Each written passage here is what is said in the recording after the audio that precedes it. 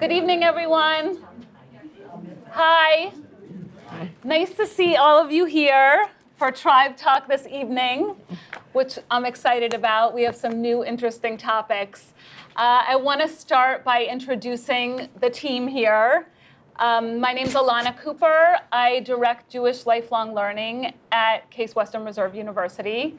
And Tribe Talk's become, over the past year or year and a half or so, one of our really enjoyable, fun programs that we do on a monthly basis. So about one evening each month. And this is my colleague, Brian Amkraut. Hello. Brian is the executive director of our program. He oversees everything we do in the lifelong learning program. Everything. Everything. Jewish studies is one piece of it, one component of it, and Brian has his eye on the whole structure, which really reflects the breadth of what we do at Case Western Reserve University. And to my left, our featured guest of the month is Hallie Bram Kogelschatz, who is a native Clevelander. And I learned from talking to Hallie and reading a little bit about her background that she left for some time to go to school in the Boston area. And you were gone for about? Almost a decade. Almost a decade. Yeah. Okay. And while Hallie was living on the East Coast, she realized that she really had a passion for Cleveland, for her hometown. This is true. And made it part of her mission to return and be part of Cleveland's revitalization. As part of this effort, Hallie and her husband founded the company shark&minnow, which is a strategy and design consultancy. It's an innovation and action collaborative. It works to bring people together, to create conversation, inspire ideas, and ignite positive change. And actually, we met Hallie, Brian and I met Hallie, because in her capacity as CEO of Shark&Minnow, her company brought TEDx to Cleveland. And Brian was a little bit involved in TEDx about 2 years ago. We did one on campus last fall. Yeah. Okay. Yeah. And we met Hallie that way, and because of her interest in conversation and cutting edge new things, we quickly brought her into a lot of the conversations that Brian and I have about all things Jewish in Cleveland and Jewish in the United States. And we're really happy to have you here this evening. Thank you for having me. Yeah. And what we're going to do tonight is, just for about 5 minutes or so, we want to do some updates. There's a lot of stuff going on in the news. We're not going to deal with much of it, the news, timely stuff. We're not going to deal with much of it in conversation, but do want to give a nod to what's happening. First of all, in terms of Trump and Israel. And Brian, I'll turn turn that one over to you And this to cover in 2 minutes. And not only in 2 minutes, but 2 minutes from now, it'll all be old news, which is how it goes. Because last week, the Trump-Israel watch, if you will, was focused on the revelation that the source of the intelligence information that was revealed in the Oval Office had come from an Israeli intelligence resource. And that was the question, is this going to impact relationship with Israel, Trump's attitude towards Israel? Well, here we are just a few days later, and very few people are talking about that anymore. Trump is in Israel as part of his current Goodwill Abroad tour.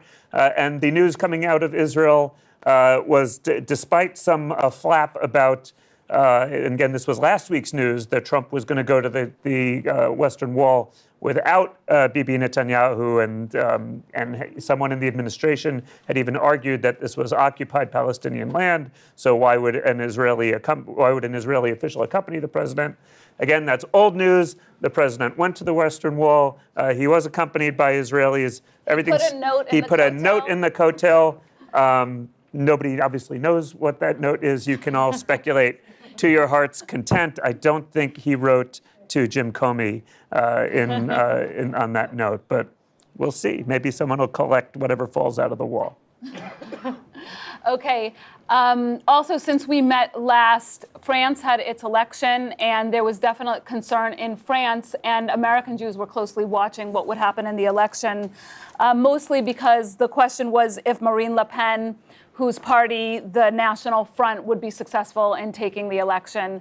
And Jews were, of course, following this closely because that party has been known for its anti-Semitism. It's also been known for its anti-Islam.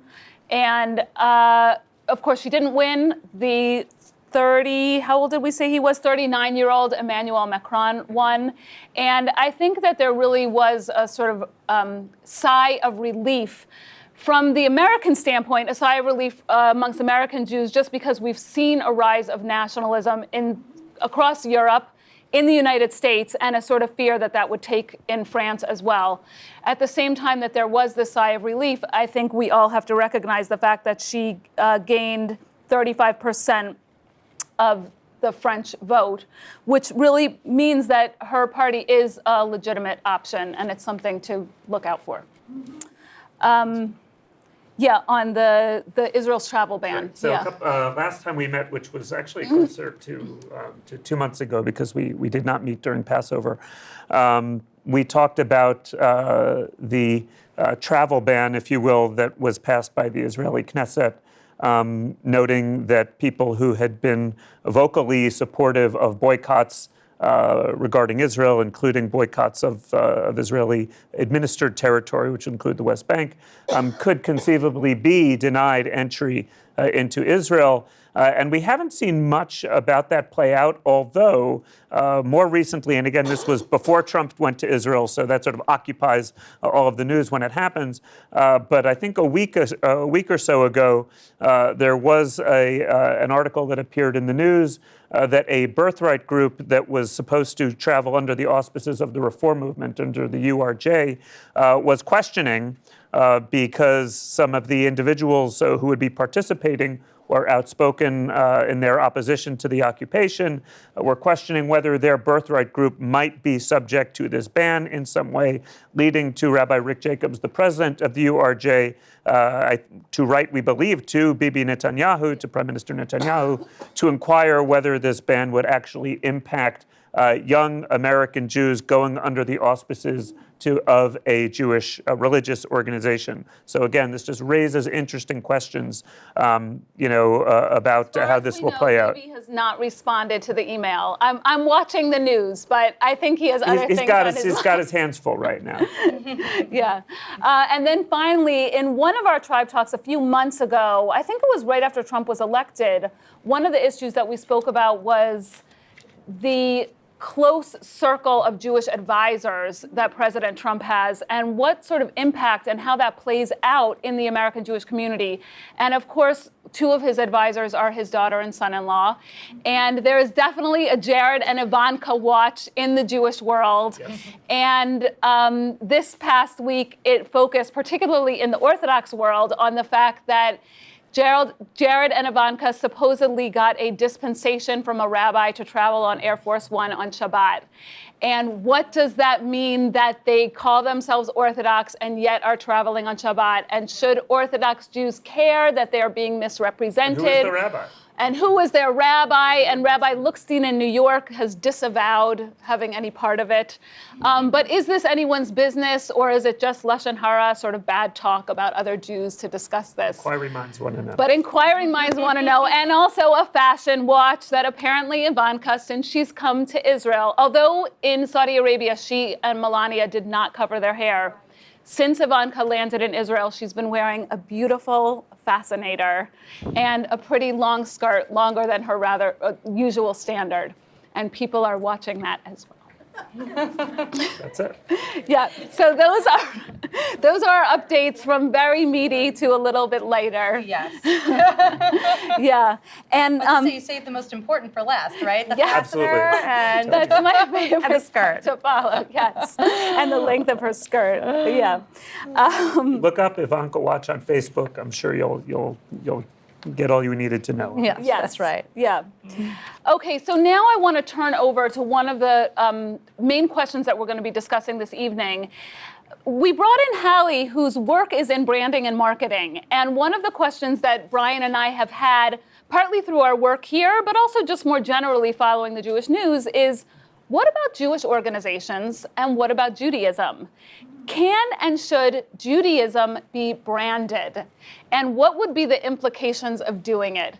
And this is a sort of grand question from Judaism with a capital J to a more micro question about specific Jewish organizations.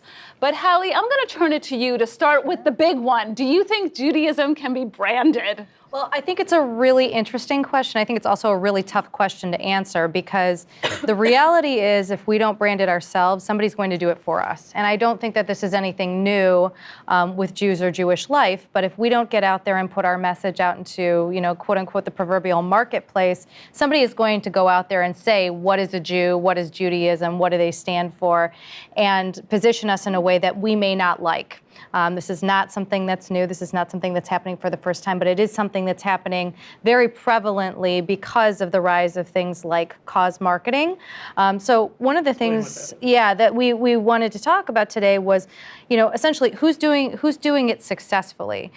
So if you look back in like the 1980s, kind of in that period of time, you started seeing a lot of cause marketing. So things like the Free Tibet movement. Can you just parse apart the word cause marketing? Absolutely. So cause marketing is a general term for using, in a typical sense, you've got marketing to market products, you've got marketing to market services. Cause marketing is things like we're branding, an environmental movement, or we're, doing a public service campaign about the war on drugs, or Save the Whales. Yeah, anything in that realm. So you're not necessarily trying to sell something, although you are trying to change hearts and minds and create some kind of action or some type of movement and bringing people together so that you can, affect some change in the direction that you're most passionate about. So as I mentioned, Free Tibet is a good example of this. You also see things like Save Darfur, which came later, in the 2000s. And probably most concerning to the people sitting in this room is what's happening on college campuses around the BDS movement. You might look at this and think, oh, well, that's not really marketing, but it is a brand. It's something that they've developed and carefully crafted the message. And now they're using as a cause-related activity or marketing or movement on college campuses. You can look at this and draw parallels between what's happening now and even what happened in the 1970s at places like Kent State, because what they're doing is creating a movement that people want to be a part of. They're not always most informed about all of the political issues associated with this, but it looks good. If you know nothing about it, it looks like a social activity. There are events. It's an opportunity to connect with other people on campus, especially if you're new to campus. So it can be very compelling. Now, what is BDS? It's boycott, divest, and sanction. So it's a movement that's happening on college campuses right now that's meant to essentially remove the association with colleges and universities in the state of Israel. And not just colleges and universities, but essentially they want to brand Israel as the villain in this narrative, so to speak, and create kind of an anti-Israel policy. Hallie, part of your description actually sort of like the inviting, welcoming thing sounded very cultish, actually. Yeah. Like we'll invite people in, have a good time, ultimately drink the Kool-Aid, literally. Sure. I mean, it can be, but on the positive side of things, not that we agree with, what the message is in this case, but they're creating community. And I think that's a really important thing to think about because when you talk about branding Judaism or creating some type of marketing around a religion at all, what people want from religion in some sense, especially Judaism, is that sense of community. So if you're not getting it in another form of your life, these types of movements can become very compelling.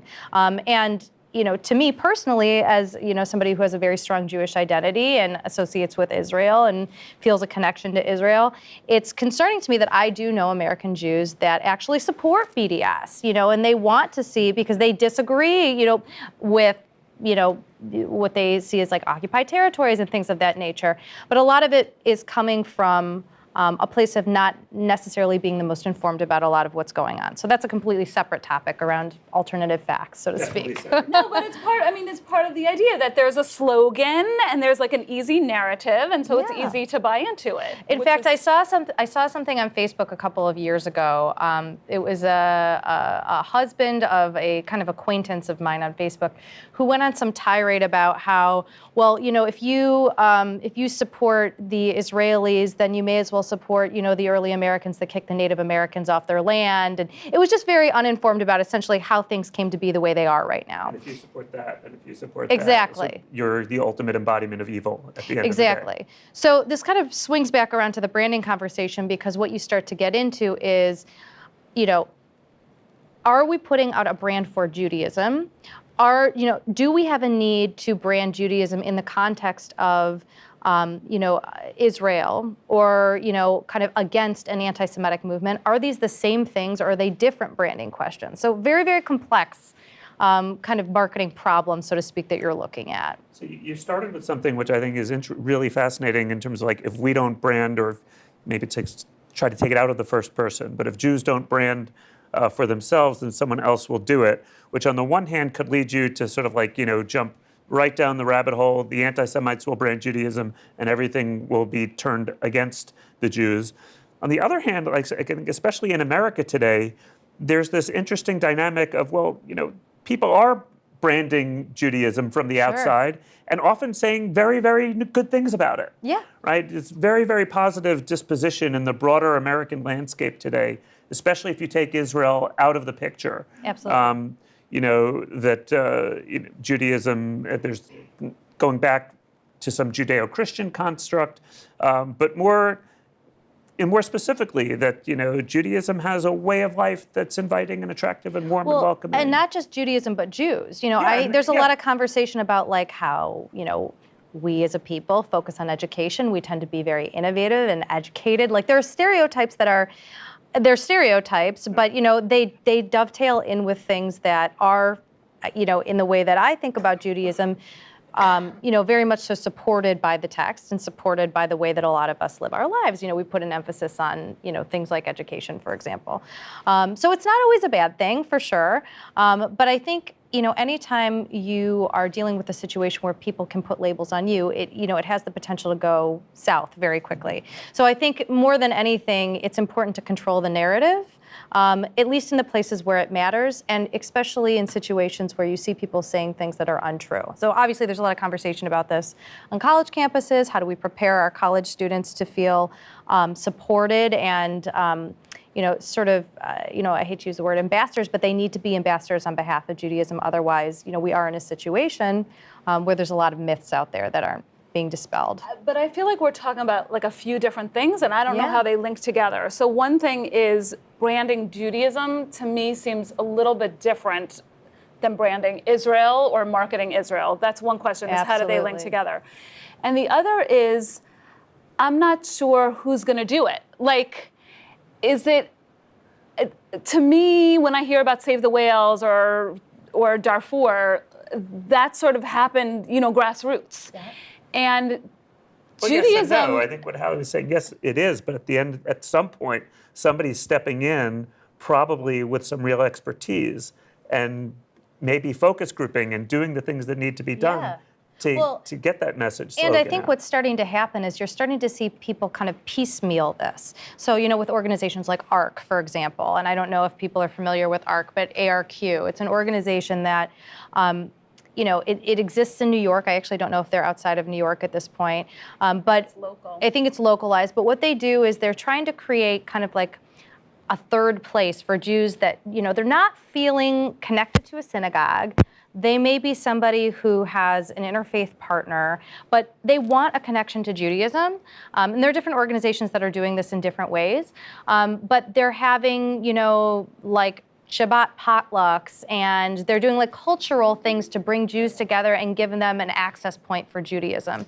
So But sort of engineered. And what a lot of people take issue with is the fact that this is a very specific way of branding Judaism. It's young, it's hip, it's ultra modern, it's very lax. It's completely different than the experience you're going to get in a synagogue or a traditional setting. Right. So it's not. And I think some of that's going to bleed into our the topic we want to address next. But I want to throw in, as someone who's been is more or less living as a professional Jew for the last 20 years, this whole question is not new. Like, right. I've heard this language of, it's a free market, with respect to religious life in the United States. That's one of the, outcomes of disestablishment that we have here. and that for Judaism to be successful, however one wants to define that, you need to be out there in the marketplace of ideas. I mean, this is language that's been in use in the professional Jewish community, both in synagogues and federations, other Jewish organizations, for decades. Well, and what it shows me, the fact that this is still happening, because it has been happening in different incarnations, like these micro communities within the Jewish community for forever, probably. But the fact that it's still happening, and in some ways, like these organizations keep popping up, it shows us that people still want to feel connected to Judaism. This should be a positive thing. So no matter how you feel about, are millennials joining synagogues at a lesser rate, or some of these things that we're seeing from the Pew study, or different population studies that have happened in Cleveland and across the country. The good news is that there are young Jews craving a connection to their religion. This is all good. I also think that what it shows is that different people are using sort of consumer behavior, influenced, I don't want to call it data, but information, let's say, to give those types of Jews what they're searching for. So it could be community, it could be some kind of like cultural or food-based experience, whatever it is. They're meeting them where they're at, both in terms of the programming they're offering, and then geographically, they're putting these programs in places where maybe that doesn't already exist. Let's throw it out to the group. Comments, questions, interjections. What does this bring up? The notion of branding. Please wait for the microphone Okay. so that we can get you. Even though the microphone doesn't work. No, it works. What did you think about what the Jerusalem Post Excuse, published please, about please. all 50 governors signing this anti-BDS petition? Every governor, including, I don't know if they call it the 51st one, from the administrator for D.C. also signed it. This is, especially since there's been such controversy on college campuses, including Kent State. Ohio University had one of the, a local young woman thrown in jail 2 years ago. Yeah. So the BDS issue, I think it's an interesting and important issue about how the Jewish community is responding to it. And I think it gets to the question of marketing Israel. Other questions about the relationship between marketing Israel, marketing Judaism. Some other marketing experts out here. Yeah. I don't know about marketing Judaism, but I think Israel is a brand. And I think it's a very compelling brand today around the world because of its creativity, innovation, and even people that don't like Israel or Jews, it's hard to do without the creativity and all the scientific and medical development that Israel is producing at a speedier rate. And if we in America don't take advantage of it, it's being taken advantage of around the world. Okay, thank you. Rest assured, they have pros working on it there. No, I'm serious. There's people who have to market Israel that work for the government. I think you might be subject. This doesn't. No, it works. No, it's for the recording. It's for the recording. I apologize. To whose Judaism are you branding? And you don't speak for me, so I would think that might be an issue that has to be dealt with. Absolutely, and that was one thing actually in prepping for this panel we talked a lot about, was the fact that Judaism means so many different things to different people. And whether you're talking about different types of observancy, or are you Ashkenazi or Sephardic, or are you more of like a cultural Jew versus like an observant Jew, I think that that's the challenge in branding Judaism overall, is it really does mean something different to everybody. So it's a question of, is it something that needs a brand? Is this a quote-unquote problem that marketing can solve? That's something that I'm still wrestling with, but I think it's a really important point. Mm-hmm.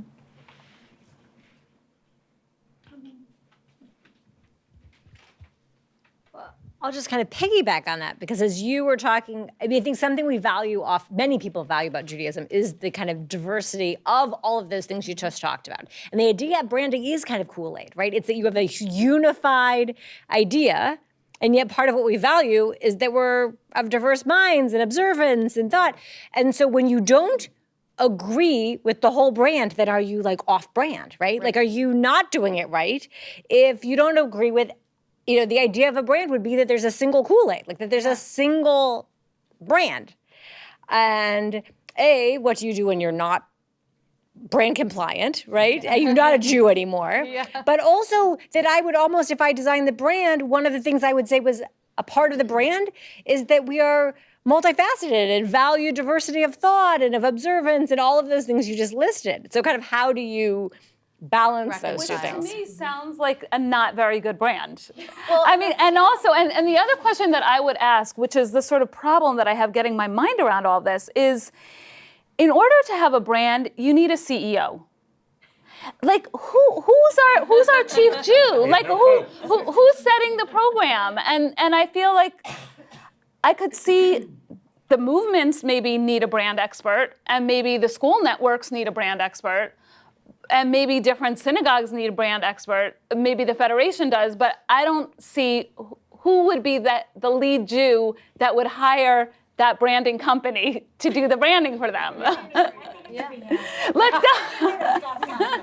Well, what I will say about it is that these are some of the things that, to me, make Judaism such a compelling religion, is that there is a lot of diversity in the way that you can practice it. And there's like a never-ending kind of journey to lifelong learning. And these are all good things. But it does make it very challenging when you talk about, like, okay, if you met somebody who's never met a Jew before in their life, how do you explain to them what Judaism is? I mean, it's like there is no elevator pitch. It's too difficult to try and sum it up in a nutshell. So again, back to this idea of, on brand, off brand, I think that, it's more about kind of, in my opinion, I don't know that it's a singular brand, but I think it's about this idea that there are different brand attributes that all kind of make for this like ecosystem of what it means to be a Jew and not one specific thing. And I think that's okay. Well, one thing I would like to add here, if we consider that we are at 2017, almost at the footstep of a fourth technological revolution, the concept of having a single CEO propagating a single concept is going to put us back in the 1700, not to the 2017.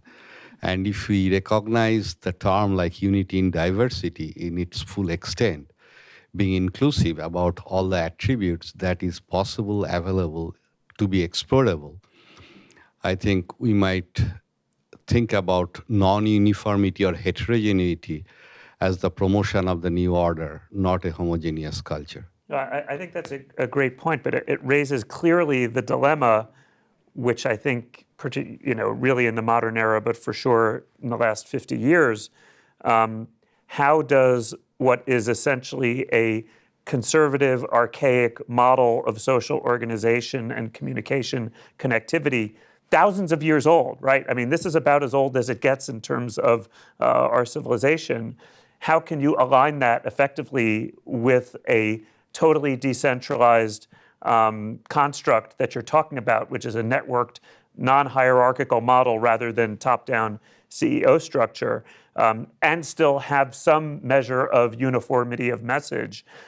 And just to throw something else in, I think people do still struggle internally to claim the authenticity of the brand, right? And it's not this wonderful kumbaya of diversity internally where everybody truly recognizes the validity of everyone else's opinion. There's a little bit of judgment there. Yeah. No, I think so. Yeah. Michael.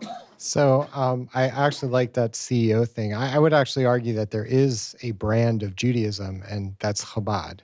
Everybody knows what Chabad is. There are lots of people who like Chabad, don't want to be part of Chabad, but they affiliate with it. They give them money. They know what they're getting when they buy Chabad. And when you go to, even if you go to university, Hillel from one campus to the next can be vastly different. Mm-hmm. But if there's a Chabad on campus, you pretty much, well, first of all, there's going to be a Chabad on campus, and you pretty much know what it's going to be. So I think that, there's probably opportunity for many brands within Judaism, but I think that Chabad had that opportunity, at least for a long time, having a CEO or somebody in charge that was setting what that brand was going to be. And we probably going to be harder to do that in other places. Yeah, so let me take that and sort of pose a final question, a sort of way to wrap up the discussion. We've sort of been talking about Judaism macro with a capital J. But when we talk about diversity, it means that we're going to talk about different movements, whether it's Chabad or the conservative movement or the Schechter movement. So Hallie, I wonder, I know that there are some other Jewish professionals here in the audience, and I wonder, rather than thinking about Judaism on this macro scale, if there's any sort of advice or tips or best practices that you might be able to share for heads of organizations, Jewish organizations, or people involved in Jewish organizations that might be looking around at the question, like, how can we do what Chabad is doing? How can we brand ourselves well? Yeah, how can we brand ourselves well? Yeah, I think, I think there's a tendency, and then it's sort of in the not-for-profit world, but specifically in religious-based organizations, to want to put a brand on the organization or to make their materials look a certain way. I would encourage, anybody who's here that, leads an organization, works for an organization, to think about who it is that you're serving. Because not every organization is serving the same population. Not every synagogue is serving the same population. And as such, your, quote unquote, target audience wants a different thing. So sometimes that's something that marketing can solve. Sometimes it's more programmatic. Do you have the right programs and services for these people? Because that can be more important than, any type of marketing or branding effort. Are we meeting them where they're at and giving them what they want? Having said that, I think it's really important to make sure that you have the right communication communication channels to reach your audience. So I think there's a tendency with a lot of, particularly synagogues and Jewish organizations to go gung-ho into digital marketing and social media. And it's not always where your audience is. It's not always how they want to be connected with. And particularly because as Jews, we observe the Sabbath, and you have, from sundown to sundown, you have this time frame. And there are a lot of, I keep kind of catching wind of is there are a lot of studies that are showing that millennial Jews are actually taking to practicing Shabbat because they have this cognitive overload and they have to turn off because they're always inundated by technology. So they want almost an excuse to unplug. So it's kind of interesting. So that's a perfect example of, how are you going to reach them, and be successful doing it, within the lifestyle that they've created. So I think it's most, important to just understand your audience and who you're serving. Mm-hmm. So you're saying the packaging isn't as important. It's just sort of be yourself, be who you are. I think the packaging is important, but I think the first step is to really understand, who is it for, and do we have the right offerings to, to kind of connect with them. Mm-hmm. And speaking of who is it for, I think that really leads us into our next topic. Yeah, the question of who is it for. So the next topic that we're going to deal with, which I think is linked to this, is the question of extending membership of the tribe to non-members.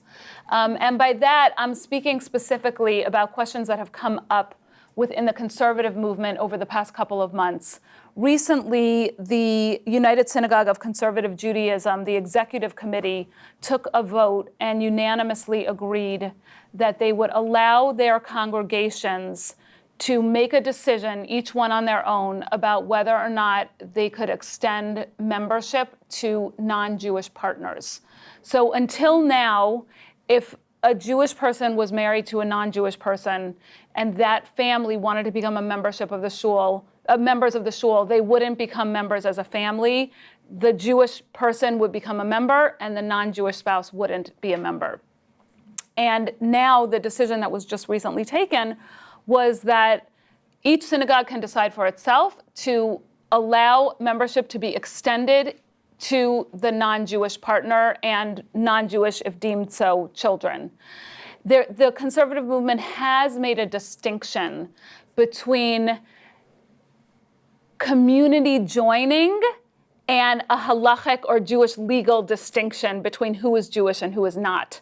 And so while non-Jews can now become members of conservative synagogues, the opportunity to learn from the Torah, to get an aliyah, or to lead services is not extended to the non-Jewish spouse. And they get to vote, though. But they get to vote, yeah. They get to be on boards and to vote, yeah. Which means they have a say in who the rabbi is going to be. Yeah. And I think, I wouldn't bring it up if this was just one resolution, but it's part of a broader trend within the conservative movement that I think raises interesting questions.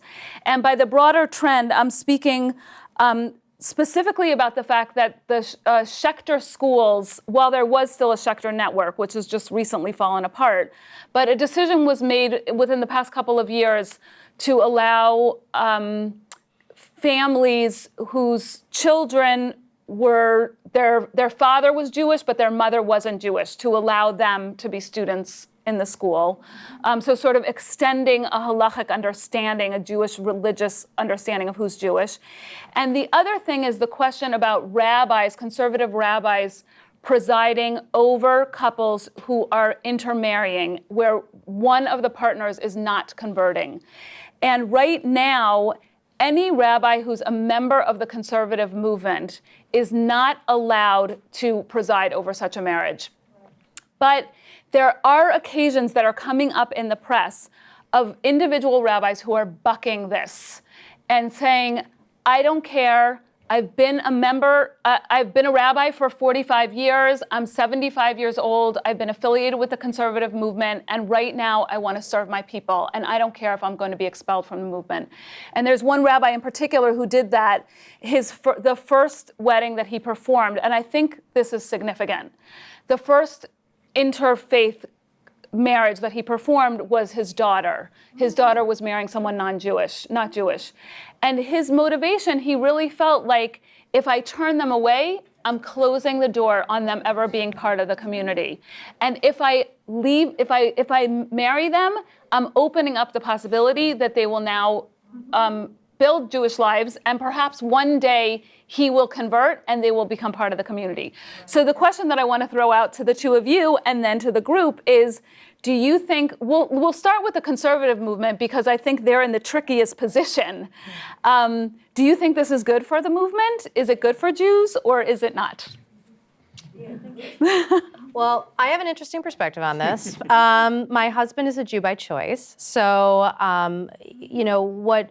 what is right for my family isn't necessarily right for everybody. But what was important to us before we got married is that we had an understanding about the type of life that we wanted to live, and we knew that we wanted a Jewish family and Jewish children and a Jewish household, and this was how that was going to happen. And this was a choice that my husband made. This was what was right for him. And I know a lot of people that haven't taken that same path. And, my personal vantage point is that I know a lot of people where that's caused a lot of tension because that conversation wasn't had up front. So my perspective is more on the other side of things is, are people having the right conversations early enough so that they, by the time they do have children, for example, like there is an understanding of how they want to raise them, what kind of family they want to have. I don't think people have that conversation quite as often as they should.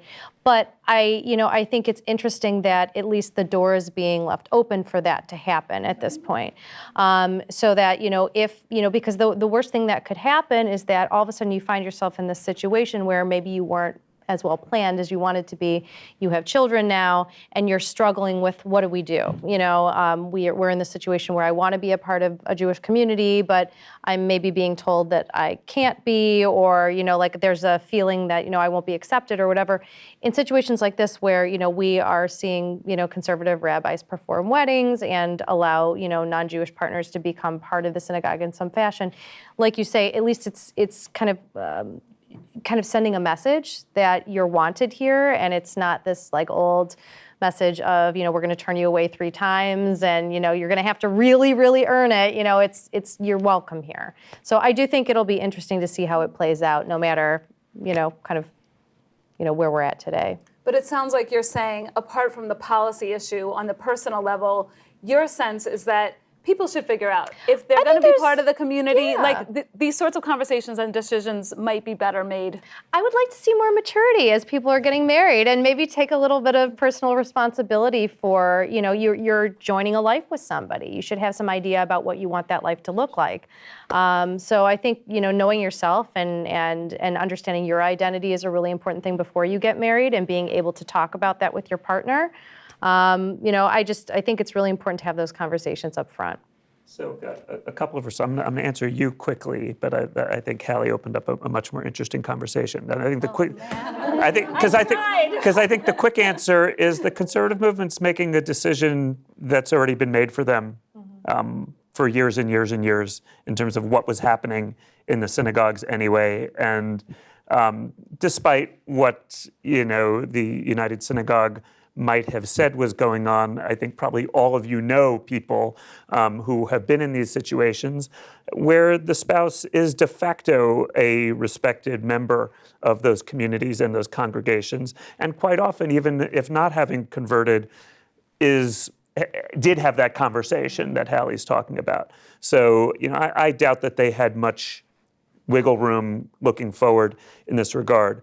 But I think the question now, it goes back to branding in some way. If you're going to have that conversation from someone who's coming from the outside, what are they buying into? Yeah. Like if they make the agreement, okay, I do want to be part of this community and I'm willing to, change this piece of my identity in some formal way, or even informally, and say I'm going to become a member and not convert. What does that mean?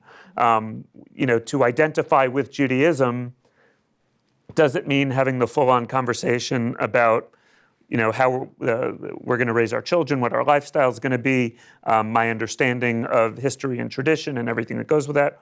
Or is it sort of, I think, the counterpoint in, what you called sort of immaturity that we might be seeing out there, but it actually goes back to a broader, countercultural understanding of the world, which is, let's let it all play out. Yeah. And we don't need to make these decisions now. And maybe it's our decision to try to have it all. Well, and you right? know what? And I don't want to say everybody who doesn't have that conversation is set up to fail, because I don't think that's true. I know people that are in interfaith marriages, and it's not that their marriage is failing, but there is a part of them on the part of the Jewish partner that in almost every situation that I know of where there's this little part of them that wants to be connected to their life and their Jewish life in a different way and struggles with it. Because maybe it's just different than they had pictured it, and they didn't speak up and voice those concerns before they were married or had children or whatever it is. But yeah, I think it's also it's a big decision, and it's not right for everybody to become a part of a faith that they weren't raised with.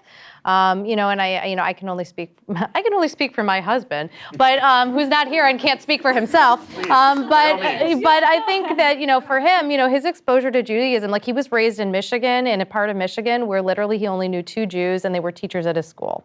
And not until he went to college did he meet any other Jews. And literally his only exposure to Judaism before really meeting me was Charlotte on Sex and the City and Larry David. So I mean without knowing it. Exactly. We take them all. We take them all. And he loves Larry David, and he's like, I want to be like him when I'm older. I'm like, please don't do that. I'm like, you really don't need to be like him. But to him, what I think was eye-opening was that it was so much more than a religion. It was a peoplehood. It was a culture. It was this, part of your life, and that was attractive. So when it comes back to the branding conversation, I think that that's an attractive thing for a lot of people. They want to belong, and so I think that that's something that we do have going for us, if nothing else. Comments from the audience.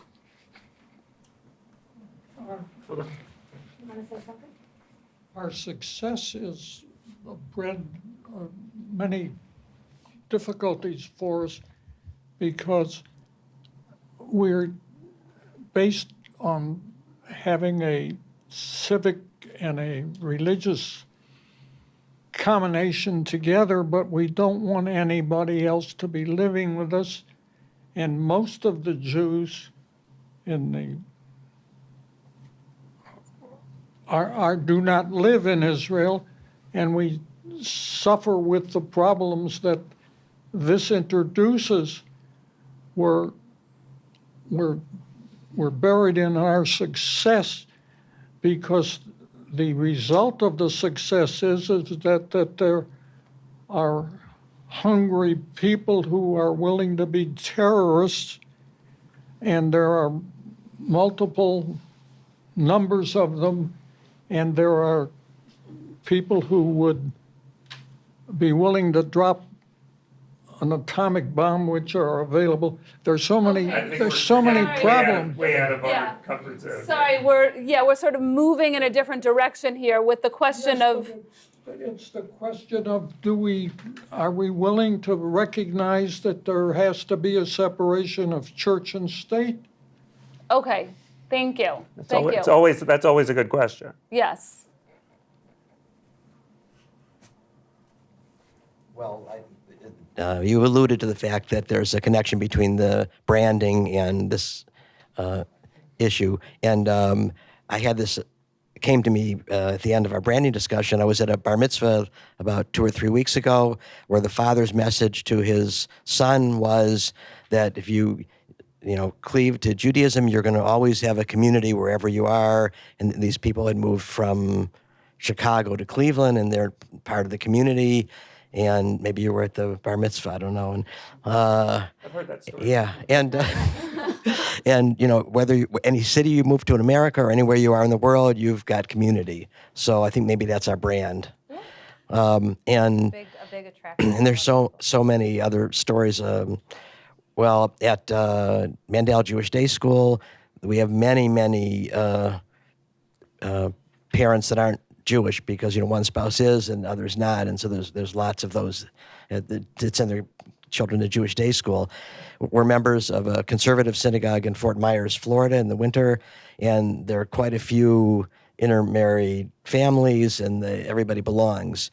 Even here in Cleveland, but at our synagogue in Cleveland, we have intermarried families, but and everybody belongs. But we have rules like.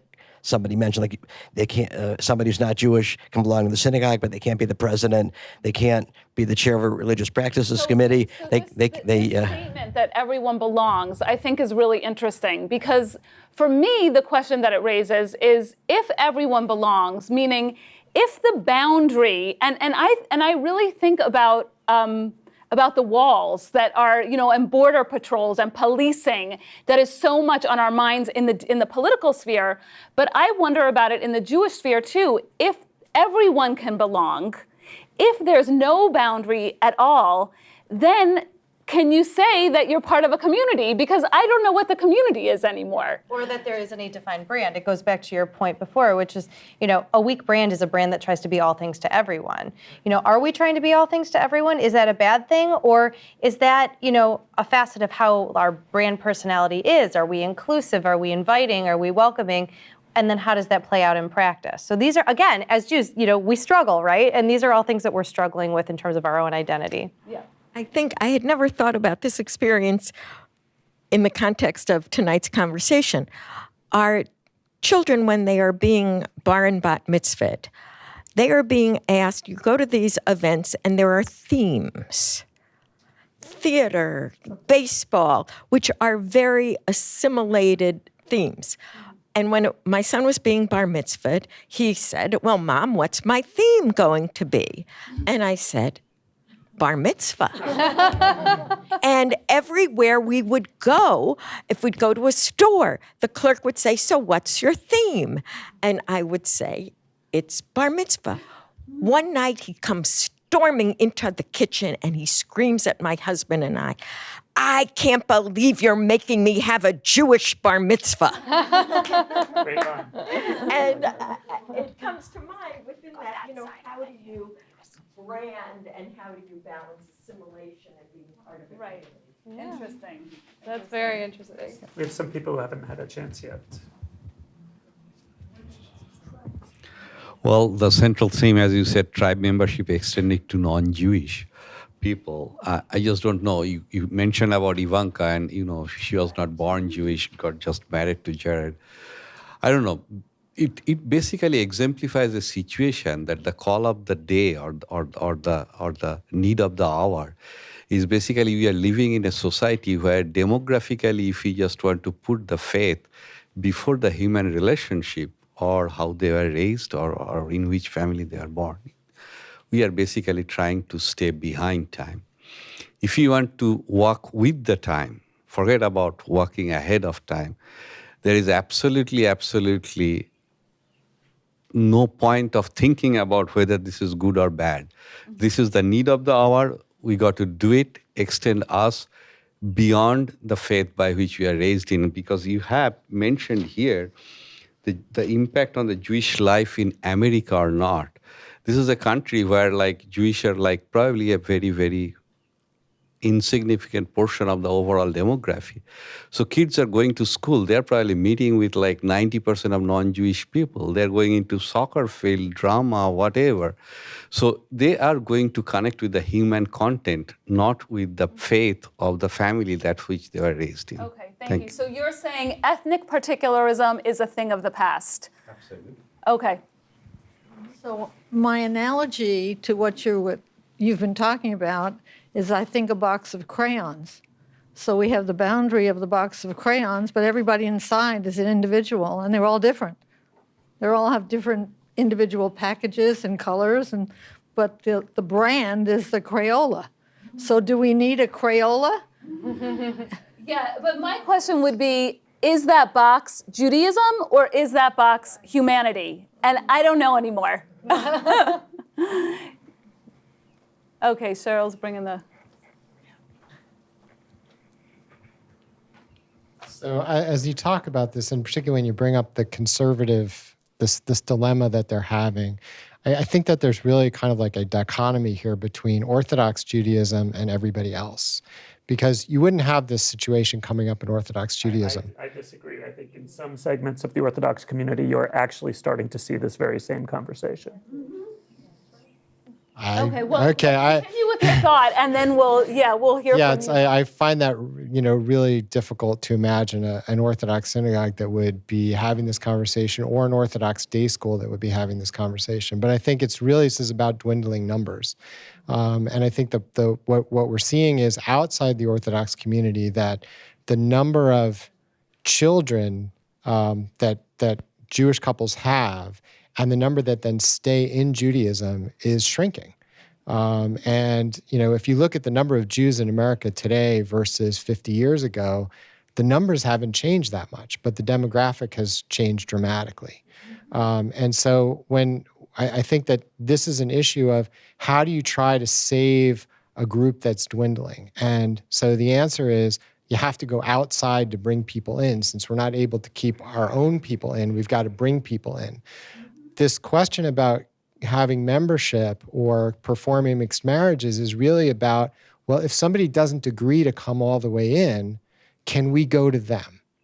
And when you do that, you are watering down what you have because you're making some kinds of concessions. And I mean, if you go all the way back to Paul, the brilliant thing that launched Christianity is he said, you don't got to do circumcision. Because that was a big barrier to people entering what was a very popular faith, but had this big barrier to entry. And once you take that away, people like the idea, the general idea, but a lot of the particulars are tough. Right. Listen, I think you're absolutely right on the macro level of the analysis, and but I was alluding to the fact, and there's documentation within Orthodox sources itself, not on the far right, but in the modern Orthodox community, that doing outreach to potential spouses who are not Jewish and have not yet converted is critical for them. And the total insularity is really limited to the ultra-Orthodox community. And at the macro level, I think you're right.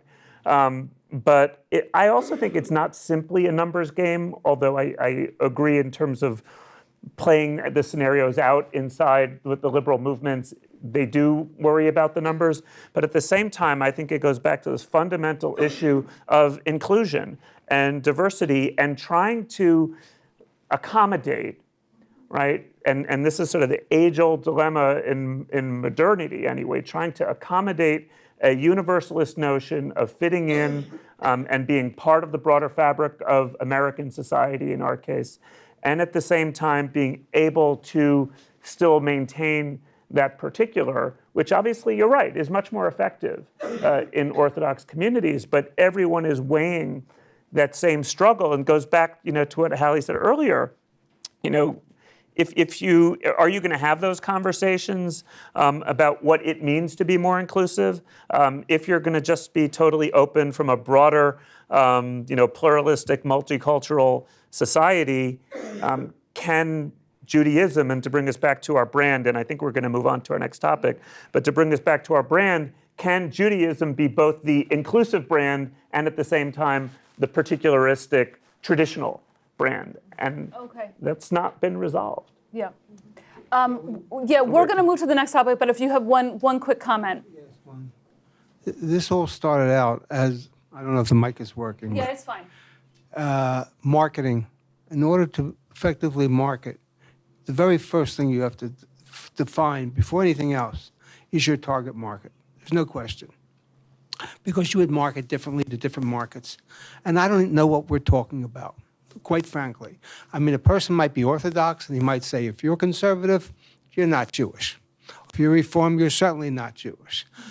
Or we could say, okay, well, all American Jewry, but then one could argue, one group might say it's watered down. Another person might say, no, it's your relationship to Israel. And that's where AIPAC comes in. Right. Because AIPAC then does. So there's so many different perspectives. I don't know who the target market is. I certainly understand the concern about our diminishing population. That's of utmost concern. How one rectifies it, does one do that through marketing? I don't know. I hear watering down. Watering down means you're not accomplishing the goal you wanted to set out to do in the first place. Yeah. I just wanted to say that. Yeah. Define your target market. That's all. Thank you. We're going to, in just a few minutes, we're going to wrap up, but I just want to give a minute or two to the topic of 1967. Because we're at 50 years. Tomorrow night is Yom Yerushalayim, Jerusalem Reunification Day, marking 50 years since the Six-Day War. And here, this is a bit of an advertisement. Shameless plug. Yes, a shameless plug that we're having Benny Morris here this week. He's a professor at Ben Gurion University. He's visiting in the United States for a year. And he is probably one of the highest profile historians of Israel around today, partly because in the 80s, he started a new school.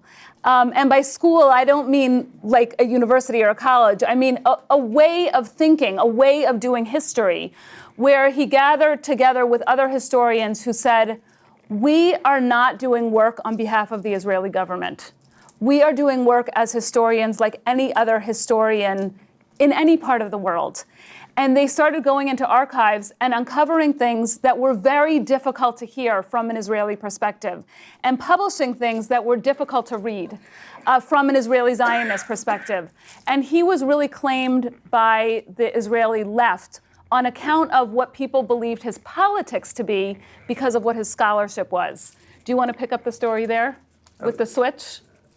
Well, he claims that there is no switch because now, even though now he is being lauded and held up by both the American Jewish and the Israeli right, and he will argue that he has not changed at all. And the shameless pitch is he's going to be here with us in Wednesday evening for a public lecture talking about the legacy of the Six-Day War, but also the following morning, which I want to talk about a little bit, sharing reflections and taking feedback from the community on their thoughts and to some extent their changing perspectives on the notion of the Six-Day War. So I'll just give you an example. I was actually not alive at the time, if you can believe that.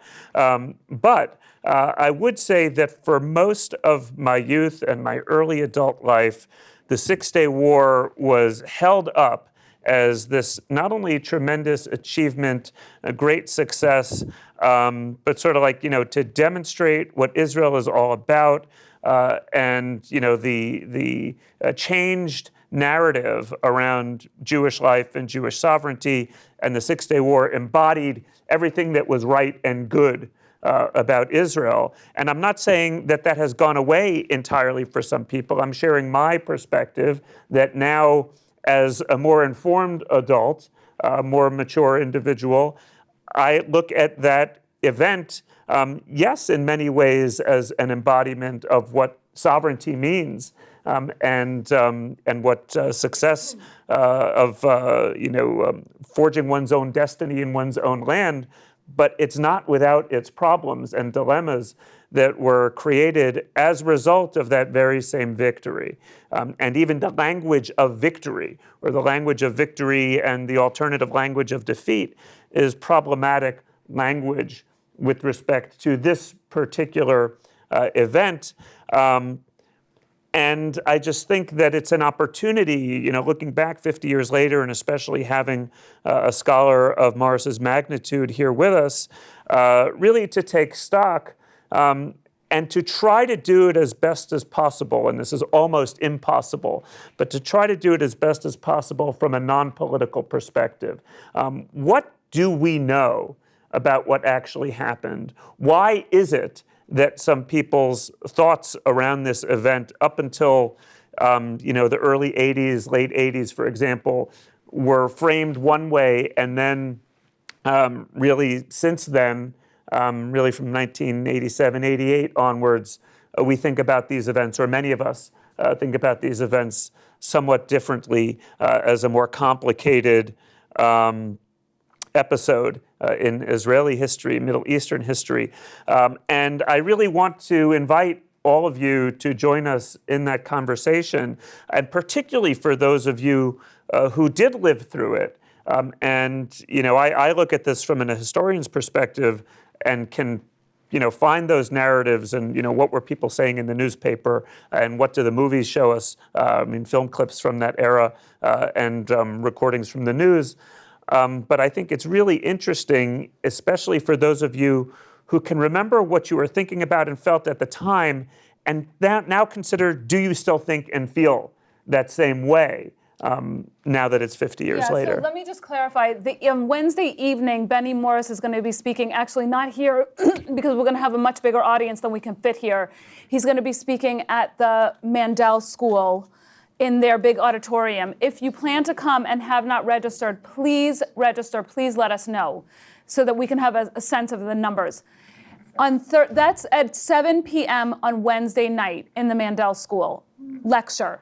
On Thursday morning at 10 a.m. here, we're going to be having a smaller community conversation with Benny Morris, where it's going to be a little bit more like a moderated conversation, a little more like this, except with a caveat.